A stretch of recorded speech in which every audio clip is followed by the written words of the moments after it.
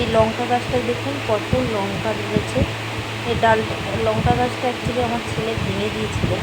এই ছোট্ট বাগানে ওরা অনেক গাছ লাগিয়েছে।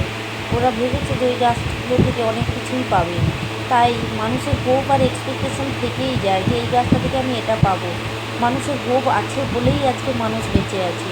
ওই বাগানে যদি একটা গাছই ডে বাই ডে কিছুই দিচ্ছে না, তখন ওই মানুষ গাছটাকে কেটে ফেলে। সেরকমই রিয়েল লাইফে কিছু হোপ এক একটা মানুষের জন্য থেকেই যায়। আর ওই হোপ ডে বাই ডে যখন মানুষ হোপলেস করায়, তখন সেই মানুষটার মানে মরা বাঁচা একই অবস্থা হয়ে যায়। তাই কাউকে হোপলেস করিও না। লাইফে ওই হোপ আছে বলেই মানুষ বেঁচে আছে। তাই সবাইকে ভালোবাসুন আর ভালো থাকুন। Keep smiling.